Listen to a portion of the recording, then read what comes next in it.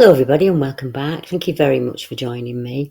My name is Deborah Hatswell and you're listening to BBR Investigations. Today I am incredibly excited to share this next interview with you.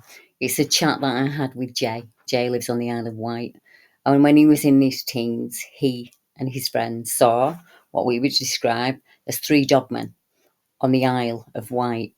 Now, there were other experiences that he had, and we chat about them. I'm at home and he's at his home. You'll hear the birds singing, and I was actually laid down on the couch with a cup of tea.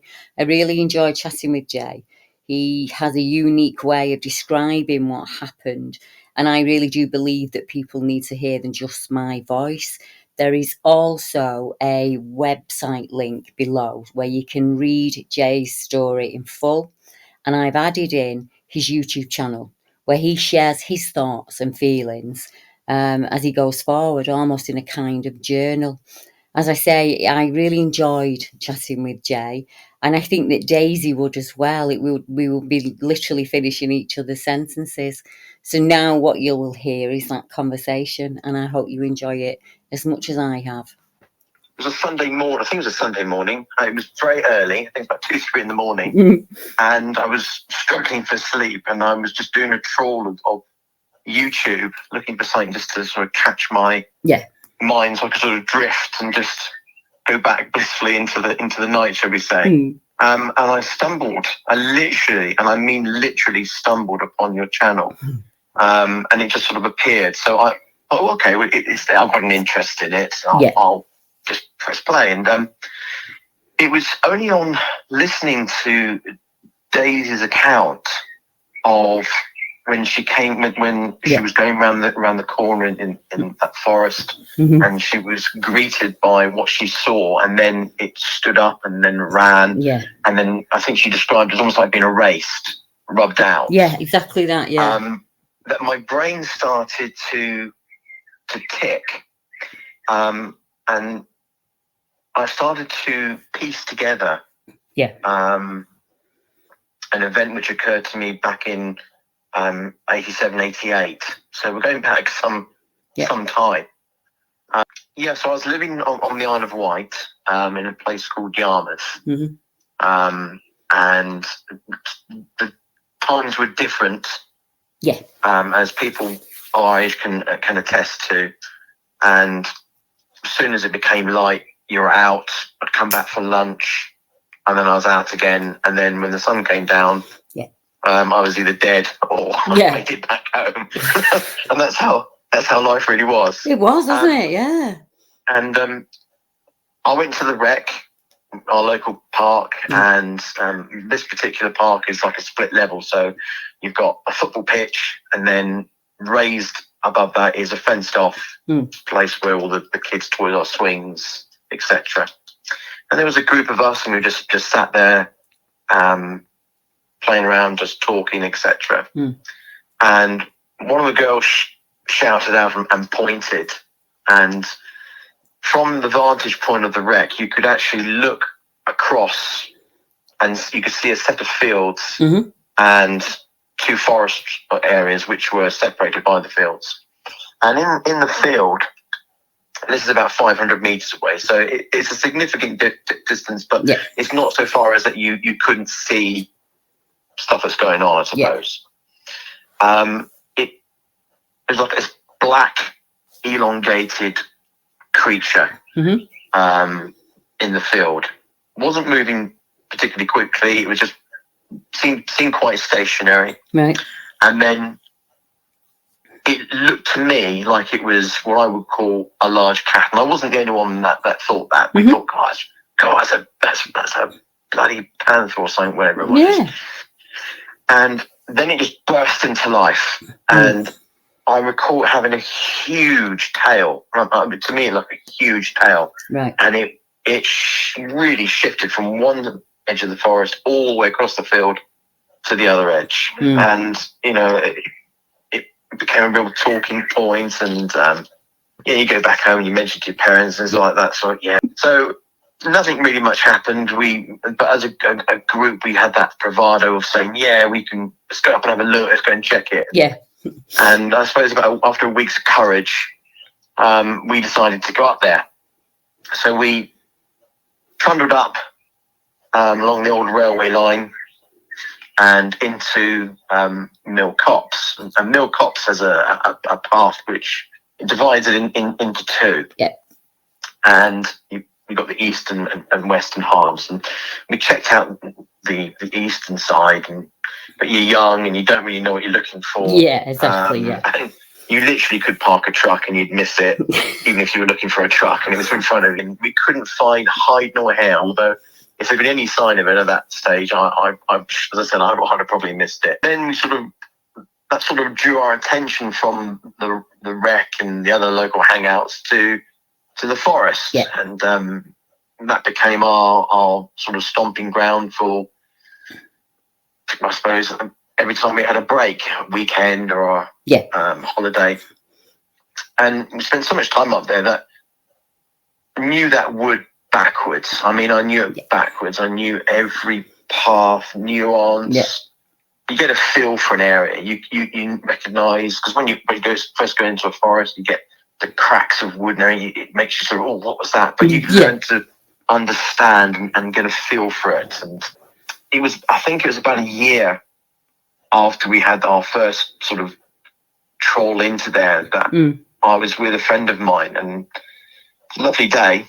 The sun was high up, and I can see it now walking along the path. And because of the trees, you couldn't see the sun as in its full glory, but you could see it shining through, and the intensity. So I knew where the sun was, and we were planning to go through to the forest and out and ran into the fields, probably get some peas and stuff.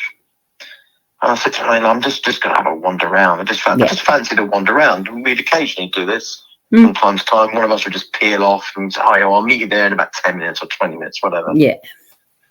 So I peeled off into the western side of the forest, and as paranoid as I was, I thought I'll keep the old sun on my left, so I know where I am. I'm going straight. I'm not wandering. Not that I was particularly worried. It was not a very big forest. Just my way of thinking.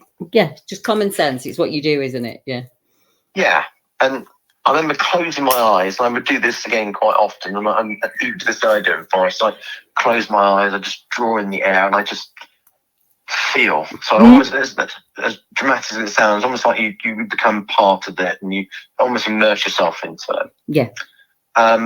And where I'd come off, there were no paths, and I opened my eyes and I thought, right, okay, off we go.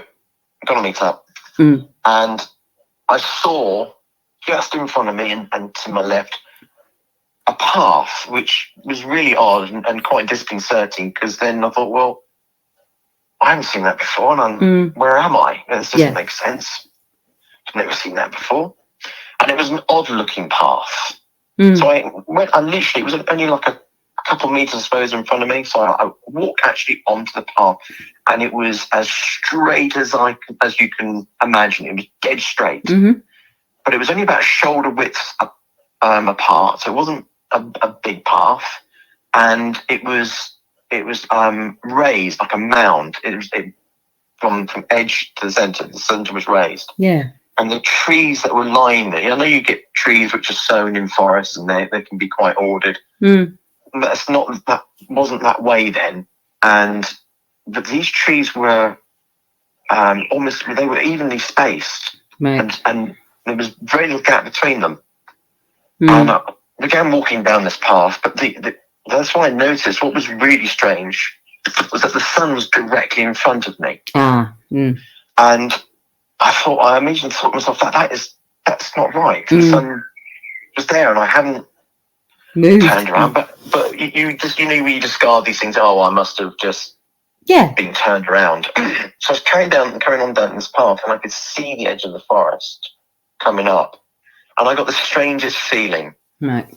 And it was more than a feeling. It was a sensation of move. You have to move. Yeah. You have to get off what you are walking on. And like any ordinary person, I just ignored it for a little bit, but the sensation grew. And I thought, I'm not going to swear, but the swear Yeah. word came into my head. Yeah. And so I peeled off, and immediately, it's like blinking, the sun was back where it was, but I didn't bother looking back to where the path was. I just carried on walking to find my friend. I thought, that's really odd. How did the sun suddenly move? That's really quite strange. I just want to put into context that sensation. I've had instances where, and I've been very fortunate in my life, and I was carrying someone who was injured. I was running down this corridor, not running, but moving as quick as I could down this corridor, holding them. And I had a voice in my head, but it was to the right side of me, that said, when you get to the third step, you're going to fall, or you will fall. Right. I went, don't be so stupid. I'll carry on down this path, this corridor. It said again, when you get to the third step, you will fall. And I got to the top of the steps. I went, don't be so stupid. And it said, for the last time, when you get to the third step, you will fall. When I got to that third step, I fell. Now, you can say that's because whatever you want. But in my head, when I get those feelings, when I get those sensations, I take note. Because I fell, I broke my leg, ankle, shattered ligaments or snapped ligaments. I wasn't happy. And so it was the same sensation I had on that path. So as I said, I've learned to listen to this. Yes. This voice or this sensation and however it appears to me. Anyway, I walked off, found my mate, and I said, look, I found this new path. And you found a new path, you want to investigate it? You go, oh, where is it? So I went back, could not find that path for love nor money. Never found that path. We crisscrossed. I did everything I could to find that path. Couldn't find it. And all I can say is I never found it again. It was, again, only after I listened to Dave Days' account that my brain linked that event to what happened next. And it wasn't an overnight effect. It was like something creeping. It was when you see a shadow grow. Yes. It's slow, but eventually day becomes night. And what we noticed when we were, as a group, messing around and playing on the eastern side of the forest, was that you had a sense of foreboding, a real sense of you weren't alone. And in that, we began to hear a lot more cracking of branches, but they felt more deliberate, not just your normal cracking of branches. I know that's the same words, but it felt deliberate. And if you've ever spent time in a forest or in an environment, and you know that environment, you get a sense of it. And it was deliberate. So we started to call that, ironically, the dark side of the forest, and we would venture in there, but it was usually in pairs. But we tended to stick more to the western side. I don't mean to sort of sound too dramatic, but it was almost like the pathway felt like a barrier. So if ever you felt really undone by what you were feeling from the eastern side, you got to the pathway, you had that sense of, I'm all right now. Okay, we're back in, game on. The next sort of, as it started to build, we were playing more games up there, manhunts and stuff, where people go and hide and you try and find them, and basically it's hide and seek, but you call it manhunt, I suppose. And I had a friend of mine who lived locally, but not so locally as he could be there every day. And he joined, I'll come up, and we went up to the forest, and we said to him, look, don't go into the eastern side. And we explained to him why in a child's sort of vernacular, so, probably a little bit dramatic. Stick to the western side, that's where we do this, blah. And it was getting to that point where, because you know the forest so well, you begin to know what to look for. You know when someone's someone's close or hiding. You get that feel. So we became quite good at finding each other and tracking each other down when we were there. So but we couldn't find him for love nor money. Right. Just couldn't find him. And I'm sure I wasn't the only one, but I was quite frustrated at not being able to find him. I thought, bloody, he's quite good at this. But it was quite niggly at me. Yeah. And then we heard a scream. And it stopped me. Mm-hmm. It was sort of scream where when you're that young, most people haven't heard many screams. Exactly, yeah. Not a real, prime. what I call, like a real sort of cry for help scream, but I can't, to this day, I can't articulate. I've had a lot of people scream in my life, but I can't articulate that first real scream. And it sort of stopped me dead, and it stopped the people I was with in their tracks as well. Mm. And I needed a few moments, I suppose, for my brain to sort of kick in and go, oh, not time to move. Mm-hmm. And we all knew where it had come from without speaking.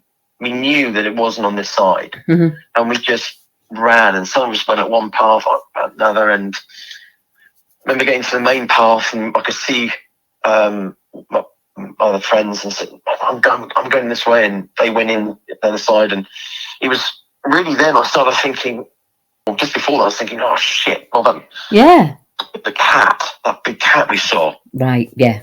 What if it's that? And then you start to realise, oh, hang on a minute, you start to rationalise it, and the chances are it's not that, because we haven't encountered anything like that, and we've been in here for more than a year. He's probably fallen on something, he's broken something. Yeah. So you start to rationalise. And after some time searching, I was the one that located him. And he was on the ground, and he was on his back. And he was mumbling, but he wasn't unconscious, but he was sort of maybe a little sort of shocked. I don't know what the words were. I didn't see what happened or anything like that. But he said to me, it was as if something had pushed him, and he'd been, when I say pushed, I'm trying to, again, not to over embellish. I'm just trying to remember sort of the childlike sort of terms of it. It threw him off his feet. Mm-hmm. So again, remember that we were, you're 13, 14, and you're young and sort of a bit more wiry. You're not sort of a heavy set adult. Yeah, I get so it. It probably doesn't take as much to knock someone clean off their feet. Yeah. I didn't challenge him on it, because that's never been my way. But I was very mindful. I can remember the sense of my head going, don't fall into the trap of saying, was it something mysterious? Because you know what kids are like, and I they'll know you're a weirdo. Yeah, you get ambushed by your own sort of story. Yeah, you do. Yeah, you do. And so I just took him at face value, and it was. I remember being bent down on one knee, just over him, just making sure he's really all right, and just listening to him. And there was like a rumble. Right. And I can't see how I can describe it. It's like a deep rumble. And it was really out of place. There was, because there was no thunder, nothing like that. There was no major roads. This is the Isle of Wight, for goodness sake. And the railway line was disused and out of commission, so there was nothing to cause it. But then it evolved into what I can only describe as a growl. Right, yeah. And that's the only word I can use.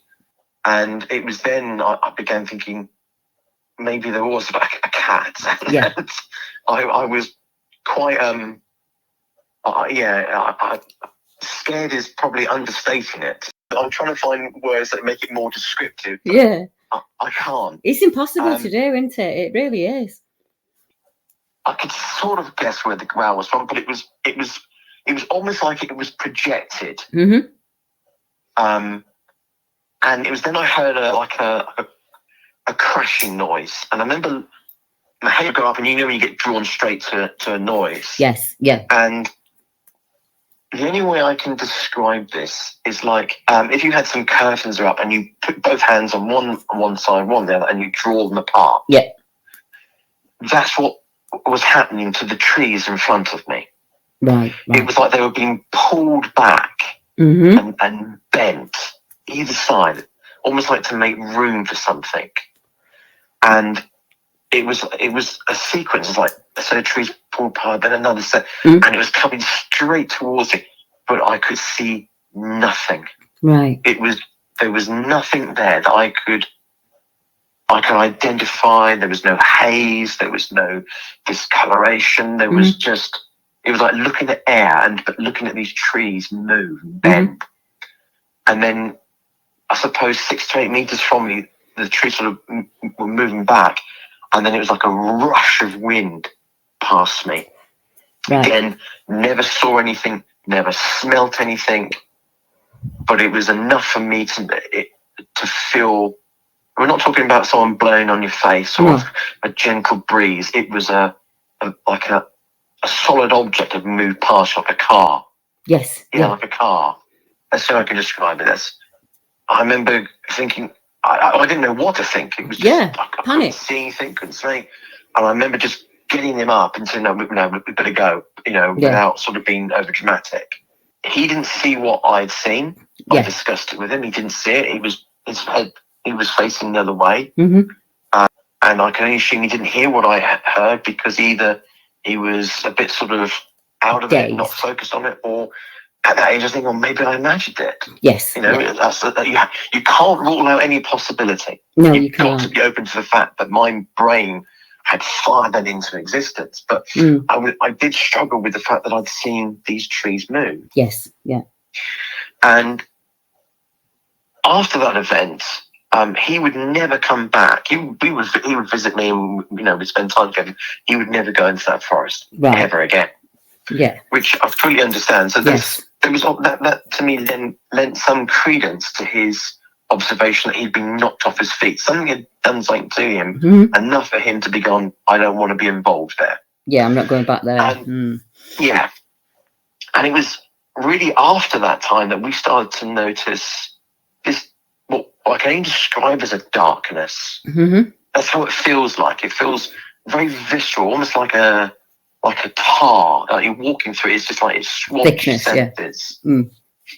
It started to leach across from the eastern side of the forest to the western side. Right. And and again, it wasn't an immediate sort of transgression. It was gradual. Yeah. Over the next sort of period of months, we noticed how, and I don't want to use the word to sound dramatic, but it's almost like being stalked. It's exactly like being stalked. That's exactly what's going on.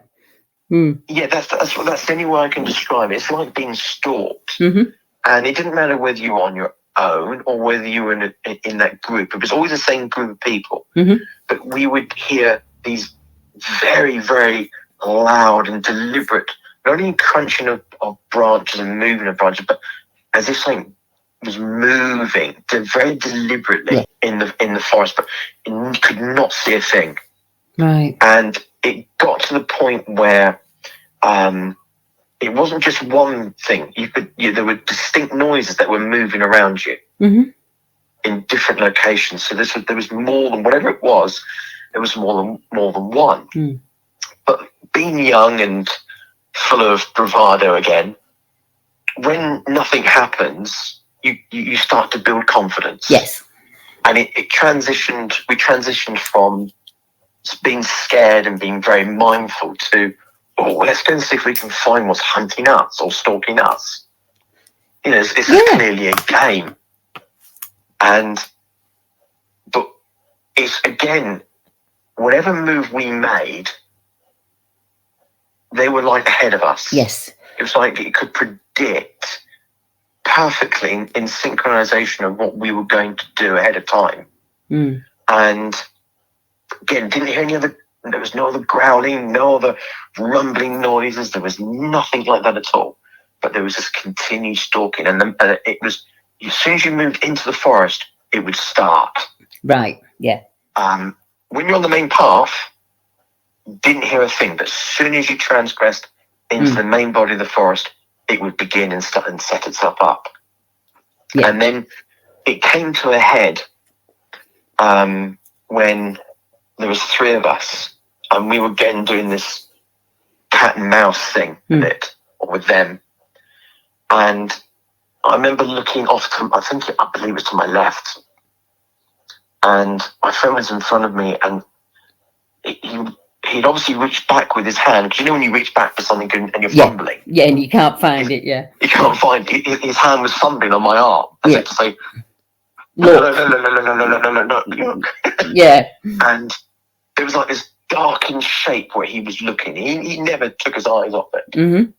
There was this darkened shape ahead of us, or ahead of him, sorry, say. And we were crouched. I wanted to go back. What we would do is we would periodically crouch down, pause, and stop. Yeah. You take in the forest, take in the surroundings. So you begin to and you familiarize yourself, and you demystify the sounds you're hearing. Yes. So that you are more in tune. You become one with the place. Yeah. Yeah. You're trying to. Yeah, you're trying to become, as you say, in essence, at one with your environment. Mm. And we were in one of these crouched positions. I mean, as he's seen this object, he's notified me and go, "Oh, look at this," without speaking. But it was just like that sort of intensity. Mm-hmm. And you couldn't really see anything other than it was a dark object. Yeah. And then it stood up. Oh, God. And when I say it stood up, it wasn't sort of like, you sometimes get that, sort of people get that sensation they've been crouching down, they stand up real quick. Yeah. Go, oh, God. Yeah. Oh, the nerves were jangling then, and I need to stand and get that blood supply going. Yeah. It wasn't that sensation. This stand up there was a deliberateness about it. It wasn't just the action, it was like the sensation that sort of, it went out like a wave. Mm-hmm. And it hit me with like a real deliberateness. Yeah. It knew exactly what it was doing. It was timed. It was, and I couldn't see anything other than the fact that it was what I would call 7 to 8 feet tall. Wow. It was very broad, very long arms. Through the foliage and stuff, I couldn't see its hands. I couldn't see feet. I couldn't tell you to this day if its legs were straight or bent. I couldn't tell you that. Yeah. And I couldn't tell you what its eyes looked like, or I could tell you it had very, very distinctive, large, triangular ears. Right. And they were sat not on the side of the head, but on the top. Yeah. And this thing was big. And it was like, I think me and my comrades became one. Yes. Because we ran. And I mean, ran. Yeah, primal instinct. It was a primal sense of, it is not like the movies. No, it's not like, are they still chasing? I just needed distance between me and it, and you could hear from behind us like this crashing, and it's like this wave of energy. When I go through back now, it's like this wave of energy hit you, and you go, you just know you're not going to make it. That's the only sensation I can describe to you. Is you know you're not going to make it. You're getting weaker. You get that adrenaline pump, and it's deep in you. It's so real that I can't articulate it even to this day. I know. I still struggle to put my experience into words. Yeah, it's really strange. And before the edge of the forest, which we run to, there was a clearing, and that clearing was about I suppose 15 meters in length. It was it's not a semicircle, but you get the impression it's like a semicircle. That's what it was, I suppose. And I remember turning, and I remember thinking, right, shit, this is it. This is it, okay. And you turn. Rather than going over the fence, which would have been the logical thing, I turned, and I still, to this day, cannot understand or articulate why. Yeah.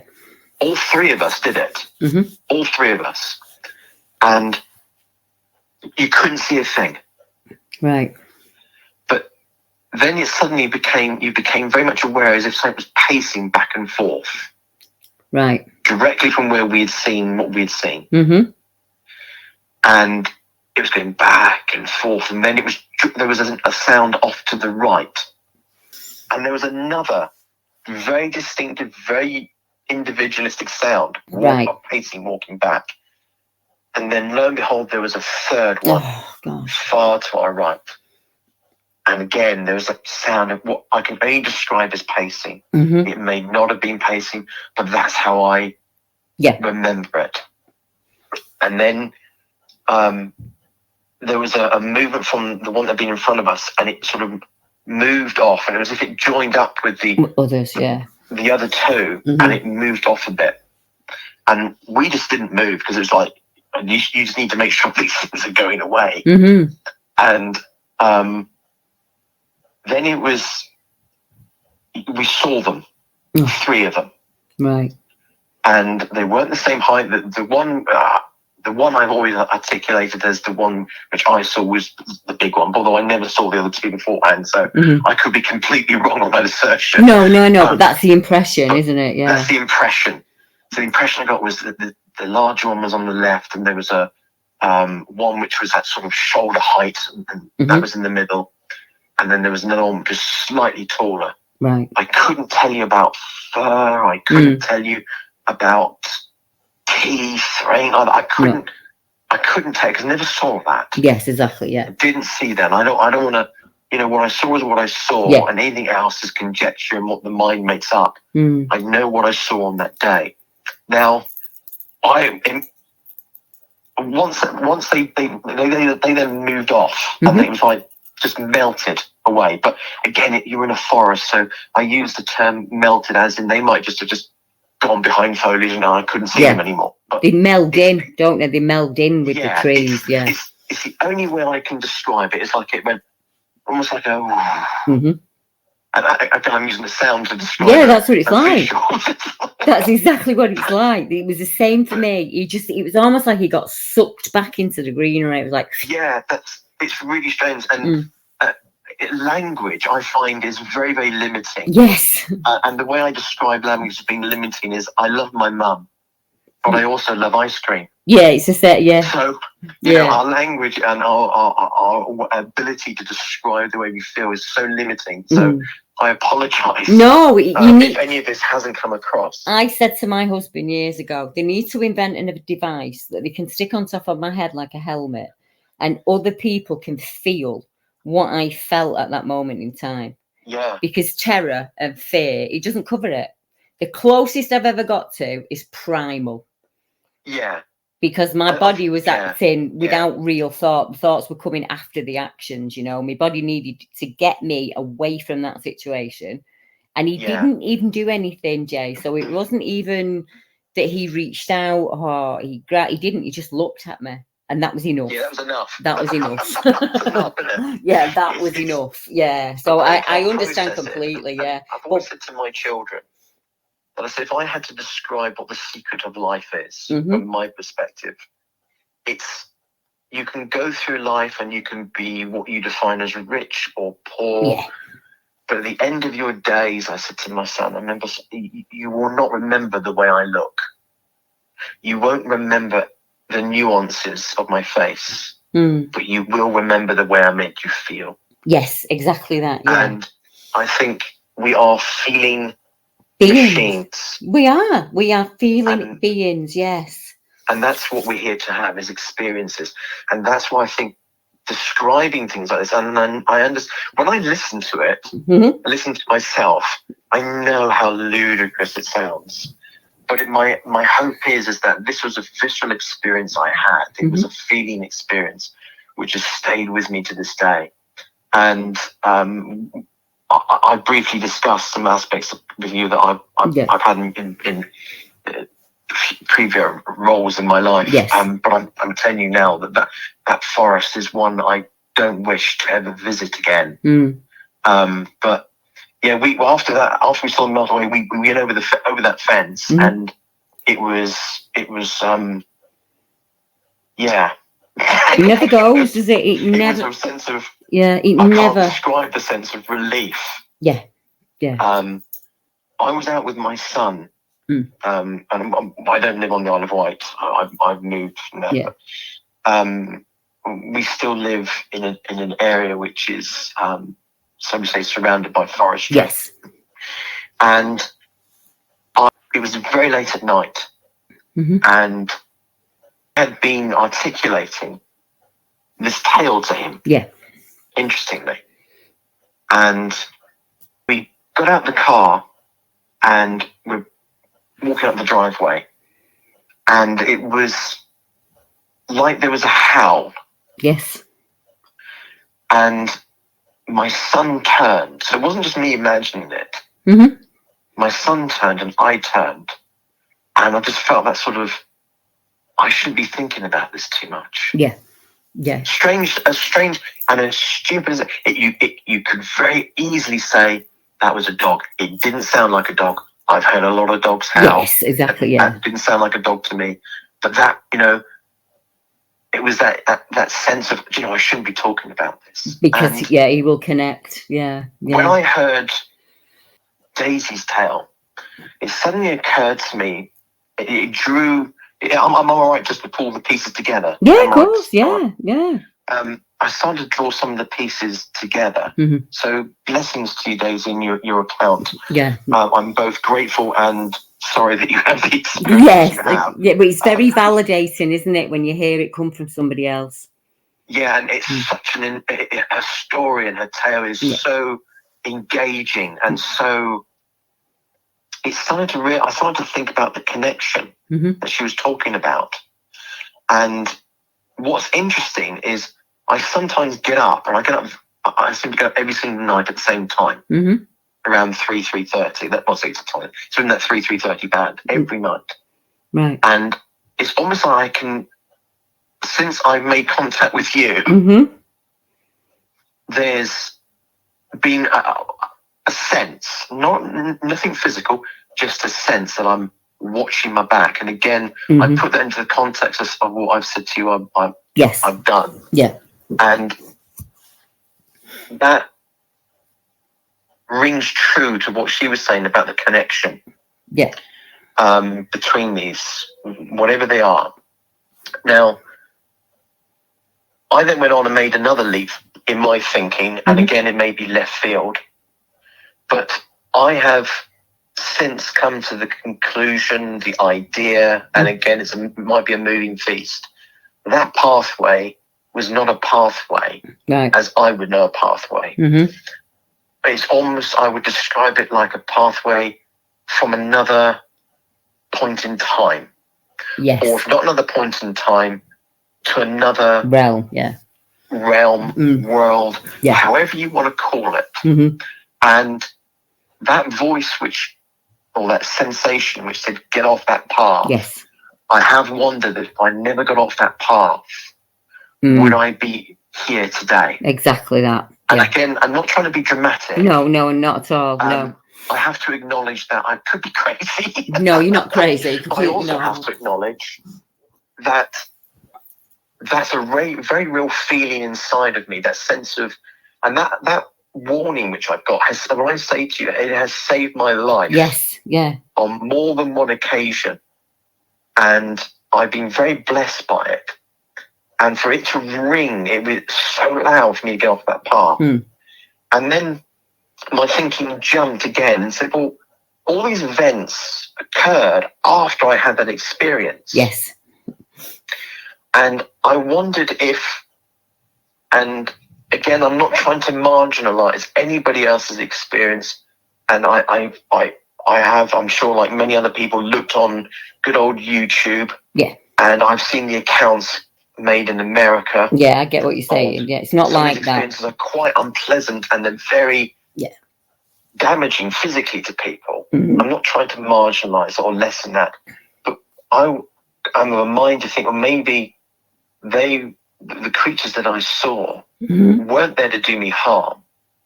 They were there because of my experience with the pathway, whether that's to stop me going down that pathway, to stop others going down that pathway, if there are the right circumstances, or maybe to stop something coming across. Yes, that was my thought, exactly, yeah. Now, I've always thought of them as werewolves, and I hear the word dogmen, and I've always said, oh, they're the same thing. And it was only the other day I suddenly learned that they're not the same thing, and that one's a transformation, and one is a physical vessel that is what it is. And we don't understand as human beings that we are the only animal on this planet that doesn't act on instinct, because society tells us not to. And we are the only animal on the planet that reasons away instinct. There's a very classic thinking to that, which is if you look at every animal on the planet, when they're injured, they don't eat. But human beings, when we're injured or we're ill, we eat. It's interesting is because when we eat, we don't allow the body to divert its energies to reducing inflammation and reducing damage. I get you. So all of that energy should be going to the injured area. Yeah, that makes perfect sense. As you said, and I just wanted to give a sort of a real world relatable sort of expression of what you said. That's very true. We are very much society driven rather than our environment driven. Yes, we've lost that skill. We have, and maybe stories like this and experiences that Daisy's having, etc., and other people are having, are because we are, I would like to say, latently waking up. Yes. I almost liken it to imagine if we are part of a program and we move down a pathway that's wrong for us, like a technological pathway, and we let go of our real sense and connection. That the nature of life goes, okay, well, let's activate this reboot program. And all across the world, you get people waking up with different experiences to sort of kickstart. Because I think we have lost our way as a species in many senses. But, I agree. Sorry, I've gone down. No, it's all connected, Jay. It's all connected. So when you have experiences when you're younger, society says that that's your imaginary friend, or it's a nightmare, or you're just being dramatic, or there's lots of words for it, but it's dismissed. It's poo-pooed, it's ridiculed. When you have them as a teenager, well, then you were on drugs, or you're doing it, you're dramatic, or you're doing it for this, you're doing it, all of that. When you have them in your 20s, then it's your mental health. In your 30s, in your 40s, in your 50s, it's your mental health. It's not. We are in tune to this planet in the same way as every single animal is. And what we've done is we have taken that away from people. We've said that doing that is wrong. We shouldn't do that. We shouldn't sleep in a natural pattern as we did as primates. We should, but that we should sleep 8 hours and then we're ready for work the next day. We've become this robotic machine, and it's none of our faults. That's what progress has done to us. But if we could go back even 200 years, we would see that farmers farmed with the seasons and the moon and the sun. They were in tune with the ground that they worked every day. The woodland that you talk about, that is a wood that's been coppiced. And that used to be a job 200 years ago. There was no weeds within a woodland. You had woodsmen who worked them and knew them inside out like the back of the hand. So they would take out the ivy and they would coppice any tree that was bigger, or, and you get lots of tall, straight standing, healthy trees in that kind of woodland. It's 2024, we're used to plantations or scraps of land that nature's reclaimed. And even a wood has to be worked. The animals work the wood, and humans used to work the wood. We never settled in homes, and for thousands and thousands of years, we moved with the food. We had winter camps and summer camps, and you went with the food, and we were as in tune with that nature as the fish and the birds and the animals.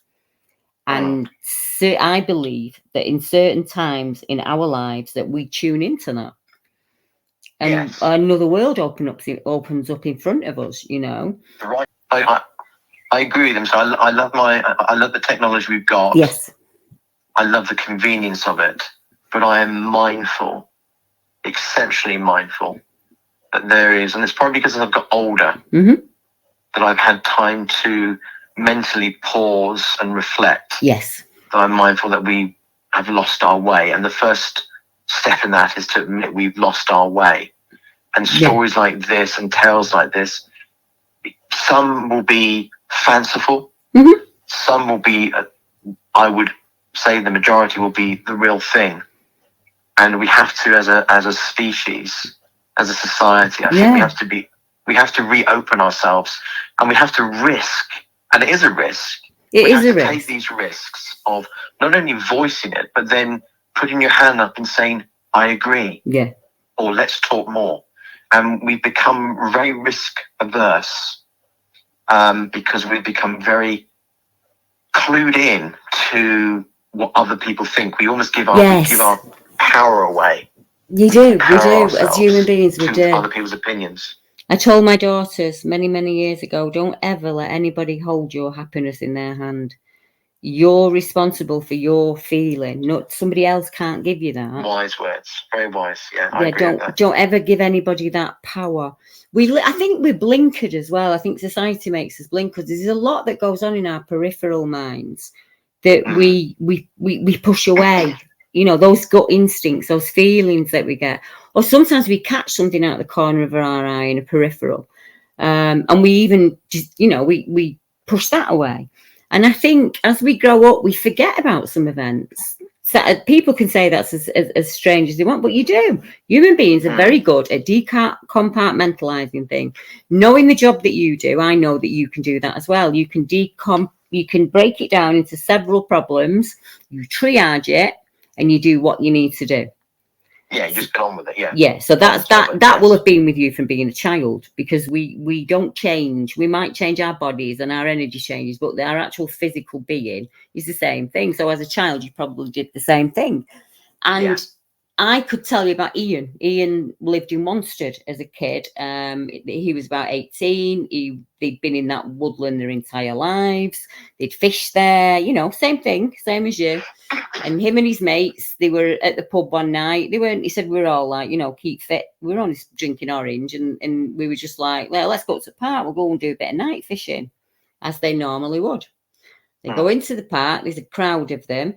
And they start to hear these breaks and cracks, deliberate, of something clearly walking up and down a boundary line of some kind. And even when they got to the point where they were absolutely terrified, it came charging out of the trees at them. It showed itself, and then it went right back in. And their only choice at the time really was to just wait it out until daylight. So they were up above, so that they had a better advantage, and it was in the trees. And he said it just paced up and down those trees. And he did the same. He did the same as you guys. About a week later, they all decided, right, we're going to go back and catch it.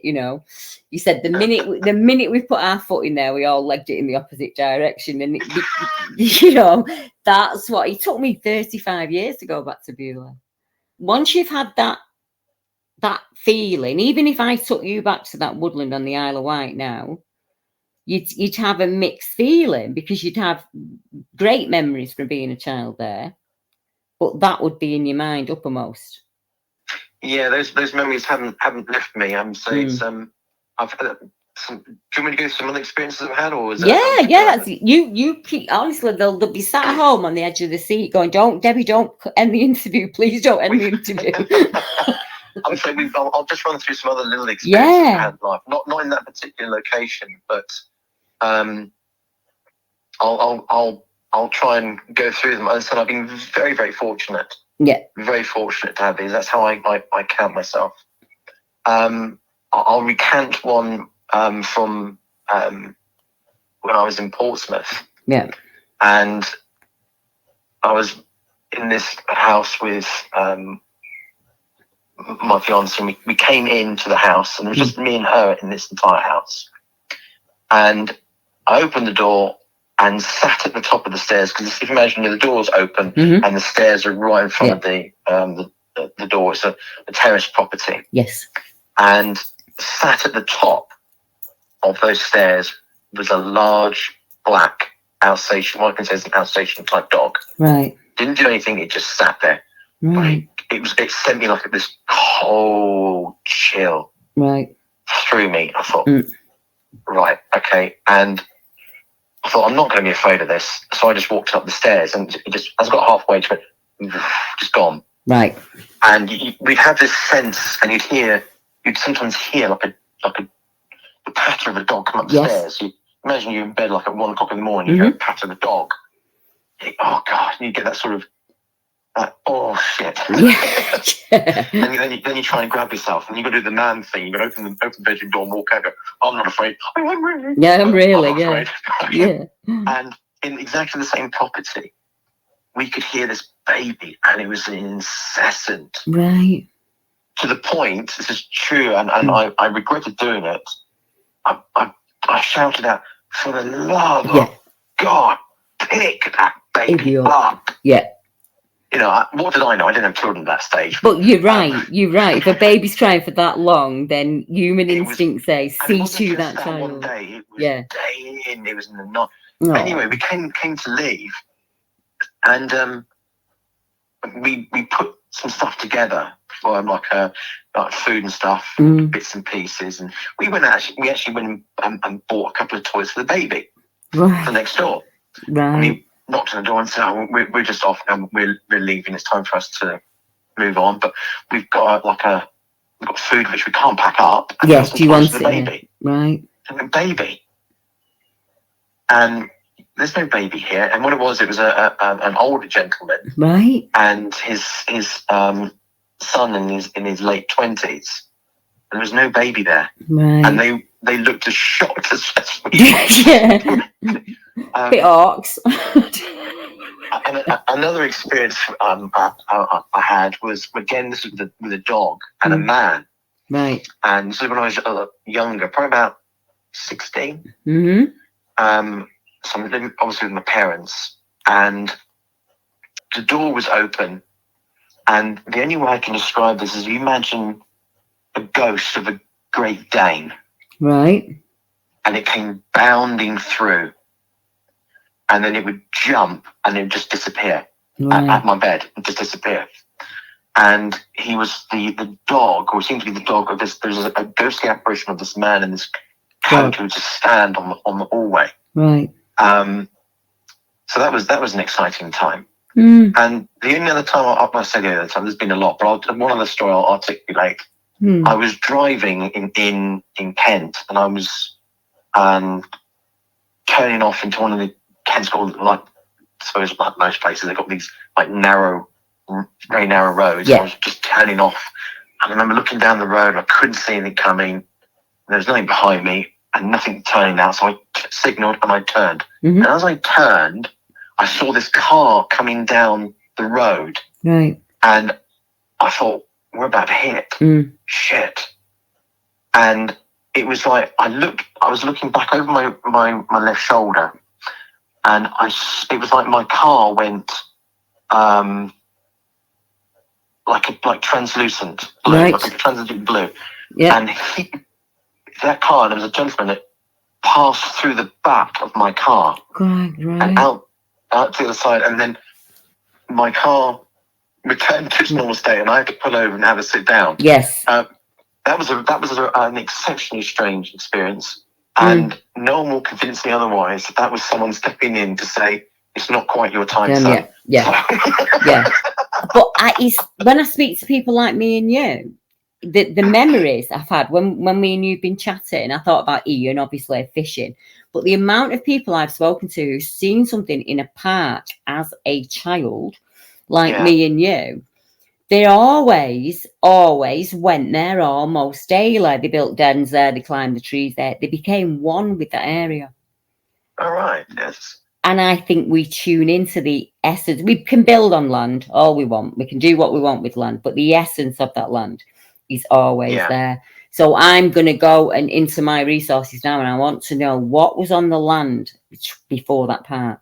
Is the old burial ground there? Or something? I've never looked into it. And I think I sent you where we saw the cat thing, so you can have a look at that. But that was I think all of it's linked. I do. All of it will be linked. Yes, it will. And what's happening? Will gravitate to an area where there's an energy type. So I think that's what it is. You said yourself. You said it leached out of one side and started crossing that path. So it's got stronger. It's gotten stronger. So you and your friends might have been the first people that have tuned into that in millennia. Maybe. And he's been recognised. And there's more. There's more than talking he, because most times we only see the one. But what you're describing is absolutely what I have to warn people about. They will tell me that they're in a woodland and they're walking down a path and something's behind them, and suddenly it's out in front of them. And I say, have you considered the possibility that that was more than one? Yeah, that's you know. Yeah. we don't get a leaflet. Nobody hands you this leaflet when you see something like that. So no, I think you made a very, when I was listening to your interview, you made a very articulate and very wise statement where you're not, just because you see something doesn't give you ownership of it. No. You don't know its ins and outs. It's in what intrinsically makes that, oh, it has this for breakfast, this for lunch. Exactly. And this is when it has puberty. But they don't call it puberty, they call it this. Yes, you don't know any of that. Yeah. You can articulate. I saw a head and a chest, say mid-chest, shoulders. Yeah. That's all I saw. He leant out of the bushes at me, and that was enough. I don't ever want to see him again. But I can't tell you what his hands were like, if he had hands, if he had arms, if he had legs. The lady who saw him 2 years after me, she did see him full on, so she was able to describe that. But I didn't find out about her encounter till 30 years later. Yeah, so for me, I always say, no, I don't know. And people try to catch you out because they think you're being dishonest. And somebody once said to me, I think it was Paul Sinclair, and he said, did it have ears, Deb? And I said, I don't remember ears at all. No, I don't remember seeing his ears. I looked at his eyes, and I basically looked at his mouth and his eyes, the central part of his face. We made eye contact, and that was enough. I pushed her to the ground, and I was off and running, screaming. So I'll never say to somebody, you saw this or you saw that, because I wasn't standing next to them. I wasn't with them that day, so I don't sit in judgment on anyone, me. But what I can do is I can get a number of reports now that are like, right, I know exactly what I need to send him now.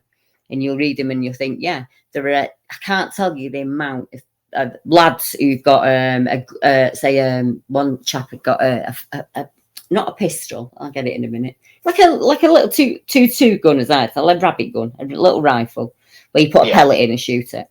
And it's I think it was for his birthday. So you want to go out, you can't wait to get out and do it, can you? You're going out there and you're firing at trees and you're firing at anything you can fire at. And he's walking down the path, and this thing just comes crashing from the embankment at the side of him. Goes down the embankment, crosses the bank, and down the other embankment. It's incredibly thick and muscular. And it shadows him along that path till he gets out. And the path's like... There's a pattern here, isn't there? Yeah, there is definitely a pattern here. Why did it do that when it could have just remained silent? Why? Why have you seen it? If they hadn't shown themselves to you, you look back for a reason, because your instinct told you to. Yeah. I think there's a definitive intelligence. I like to look at the universe, Deborah, as intelligent design. Yeah. And the reason I say it's intelligent design is I look at patterns that are symbolically held within crashing of waves, the movement of the universe, the galaxies, etc. Yes. And I look upon it as a signpost home. And I think what we're able to see is about 0.05% of the visual spectrum. So we are effectively blind. We are. Yeah. And ever they are, and I'll use the word dogmen, because I think I'm more comfortable with that term. Now I've understood the term. Yeah. They were clearly intelligent. They clearly had an understanding of our and my motives. Yes. Your intent. If they had at any point, at any moment, they could have killed us. Yes. It's not even a question. There's no bravado saying, I could turn around and I could fight. No. It's common sense. But for me to emphasize common sense.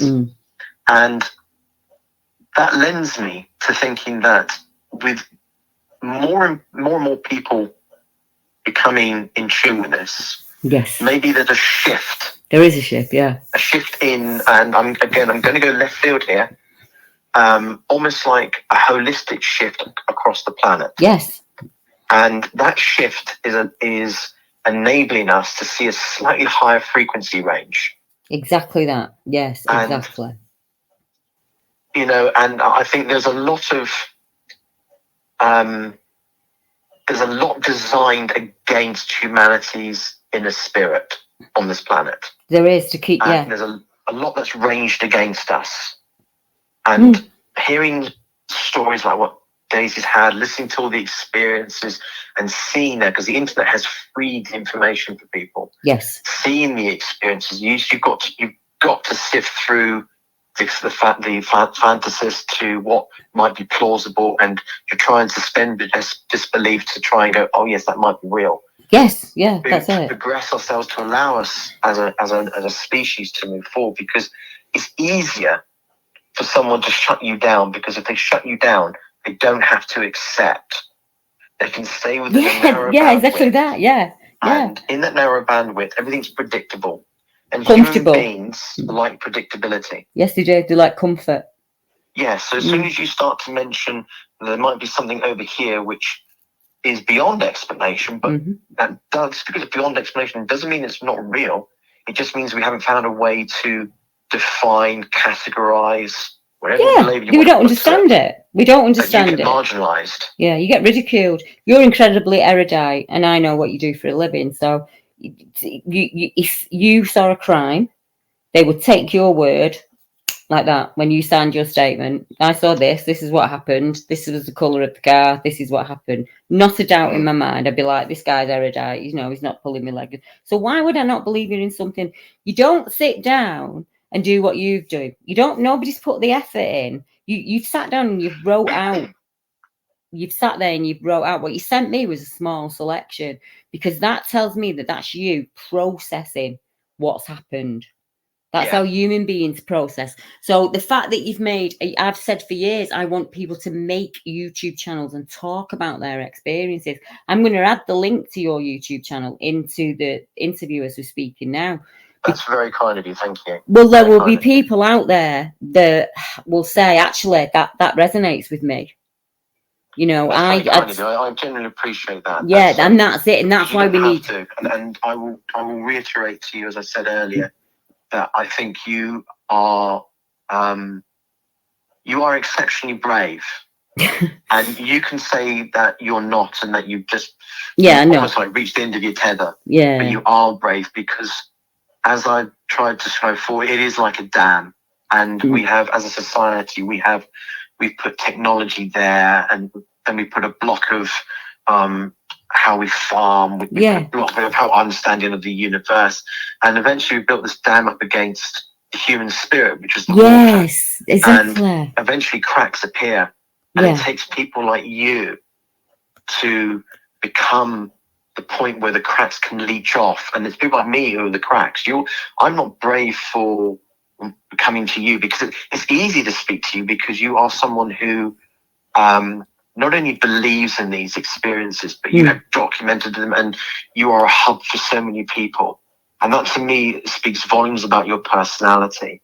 And I would just like to say a big thank you from the community out here, because without someone like you, we wouldn't piece the stories together. And B, they would die with us. Yes. Be unconnected points. And we need, as a species, we need stories. We've forgotten almost how to tell stories. Yes, exactly that. My father was a storyteller, as was my grandfather. And my granddad was a very wise man. And he used to say, Debbie, you can eat with kings and they will take your last penny, or you can eat with a pauper and find a friend for life. So it's not your station in life that people will remember about you when you die. It's how you were with them. Can I just add one thing? Yeah. And this is a shout out, and this is a shout out to my parents. And my mum may or may not listen to this, but if it hadn't been for the open environment, an encouraging environment that I was brought up in, then maybe I wouldn't have had such real experiences. And they're real because they happened to me. Exactly. And I just wanted to say, as I've got this forum, just to say a big thanks to my mum and dad for having the patience and care and all that they did for me. So I would like to double that, because, as you know, we've only known each other for a short time, but your mum and dad are an amazing people, because the energy that flows out of you is incredibly healing. You know, that's very kind of you to say that. No, it is incredibly healing, and I understand why you do what you do. And I think as you go on through life, you're a lot younger than me. When you get to my age, you will have helped, not just physically helped so many people. It's that part of you, that understood trauma part of you, that lets you do what you do. So you understand that. Yes, you understand that in another person. You understand what that's like, you know, and it's a hard road to walk, but you've done it. And look at the life that you're leading, and the family that you have. You're a credit to your parents, yeah. And I would imagine that they'll be like, we know that. I would imagine, I can just think of your mum saying, yeah, I know, he's a good lad. I wouldn't be so presumptuous, but then, you know, it's but the fact that me and you are having this chat, I'm lay on my sofa in the front room, birds are singing outside, I can hear the birds coming from your end, and we're just talking about this normally, and that's how it should be. It should be normalized for everybody. Yeah, it felt a little awkward to begin with, and that's because I had to overcome my sensibilities. But again, you've guided me through it, and again, that's a credit to your way and your manner. And again, I want to say thank you for what you do, not only for what you've done today for me, but for the whole community and for the people who will be inspired maybe to step forward. I really enjoyed sitting down and talking with Jay, as I do with each witness. I'd also like to thank Daisy and Jay and a whole host of others, you know, far too many to name here, who have over the years come forward with their experiences. They paved the way for others to share. No doubt, after hearing Jay's experience, another person will decide it is their time also to share their truth. Next week, I'll bring you other reports on the Isle of Wight that I've taken over the years, as Jay's experience is not the only cryptid report from the Isle. In fact, just this week, I received an email from another witness on the island after I shared a short excerpt from my interview with Jay with my Patreon and YouTube members, who receive exclusive content and citing reports as they come in, which in turn enables me to do the work we do here at BBR. I will also be sharing the experiences of two other witnesses in the next few weeks. One episode will centre around a lady who has had some strange experiences out on Exmoor and in Italy on a visit there. And I'll bring you a tale of two lovers who were scared from a woodland by a wild man in the Forest of Dean. If you think you could help out with a donation to BBR, there is a link in the description. But you can also support the channel freely by clicking like, commenting, or sharing one of our episodes. If you're one of our podcast members who listens over on one of the many podcast sites we put our content out on, you may like to know that on YouTube on a Saturday, around 9 p.m. after a premiere, I usually do a live feed that discusses the cases that we've chatted about this week. And this week's live feed will be UK Dogman reports. Why don't you pop over and join us? Even if you don't want to be in the chat, you'll be able to ask questions, you'll be able to leave comments, and you'll be able to see the others chatting away. It might be something you'll enjoy. You never know. So pop across and join me for a cuppa on a Saturday.